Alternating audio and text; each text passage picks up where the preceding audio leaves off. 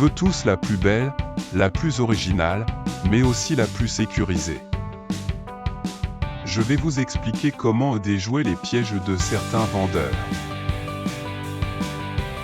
Peu importe que la porte soit en PVC ou en aluminium ou en bois, leurs argumentations fallacieuses restent les mêmes. Nos portes sont en 90 mm. Il entend quoi par 90 mm? La largeur ou l'épaisseur? On veut vous faire passer une largeur pour de l'épaisseur. Là, c'est sûr, le vendeur cherche à vous rouler dans la farine. Autre arnaque possible. Nos portes ont 5 points de fermeture. S'il s'agit de galets à rouleau ou de galets champignons, ce sont bien des points de fermeture, mais attention. Un point de fermeture n'est pas un point de verrouillage. Avec ce type de fermeture, le cambrioleur rigole.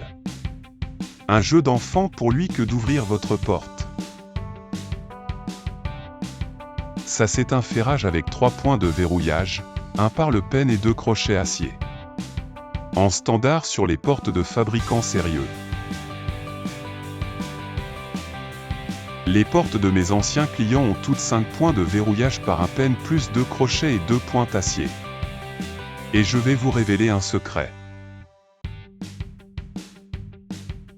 Voilà une copie du tarif 2025 de mon fournisseur. Pour 2026, plus 7%, soit 68 € prix d'achat pour les 5 points de verrouillage. 5 points, c'est un supplément de 985 €, mais offert si vous signez de suite. Ne vous laissez donc pas avoir avec ce genre d'arguments mensongers de la part de certains vendeurs.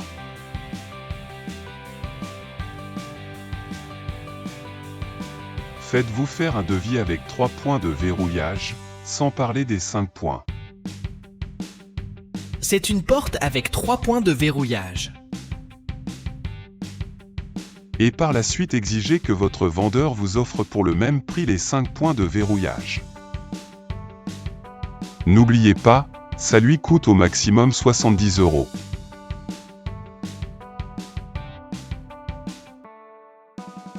Autre point à surveiller, les pommelles ou gonds.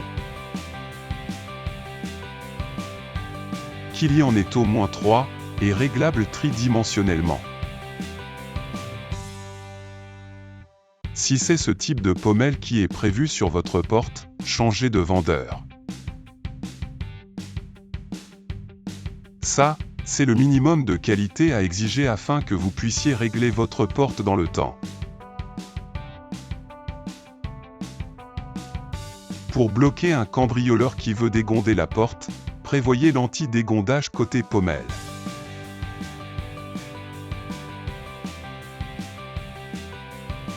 Tarif 2026. Les 2 pièces, haut et bas. 25,32 € prix d'achat pour le vendeur. Autre point important, la serrure. Le cylindre et les poignées.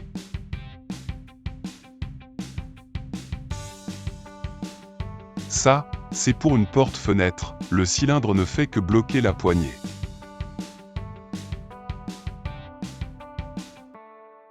Un peu mieux, mais ça reste du très bas de gamme. Si en plus il faut lever la poignée pour tourner la clé, ça veut dire, pas de verrouillage mais des galets à rouleau pour la compression. Le fameux cylindre européen. Entrée de gamme, il actionne le peigne et peut bloquer la poignée mais n'enclenche pas toujours de verrouillage via des pointes ou des crochets acier. Le cylindre débrayable. Il est très sécurisé. De plus, si une clé reste engagée à l'intérieur, vous pouvez tout de même insérer votre clé à l'extérieur et ouvrir la porte. Son coût? Tarif 2026.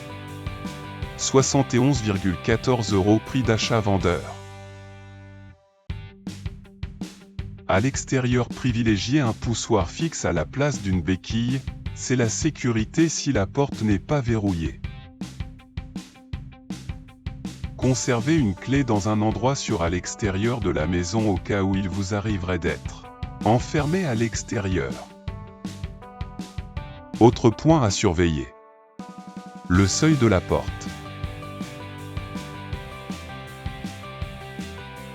Là, le seuil classique en aluminium.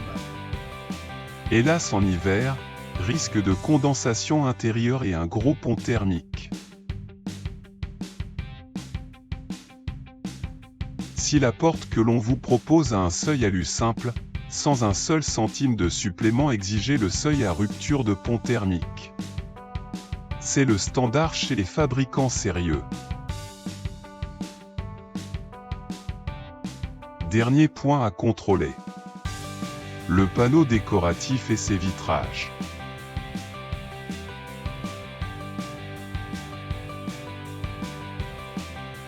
En bas de gamme, les panneaux de 24 mm d'épaisseur et non armés.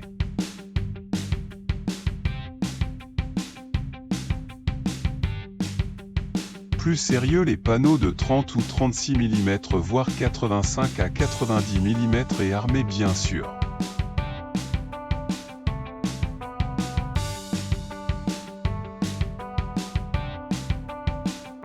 Au minimum exigez un 44 demi, double ou triple, question de tentative d'effraction et de couverture d'assurance. Voilà, j'espère vous avoir aidé pour l'achat de votre future porte d'entrée. Si vous avez des questions, n'hésitez pas. fenetria.conseil@orange.fr. C'est gratuit.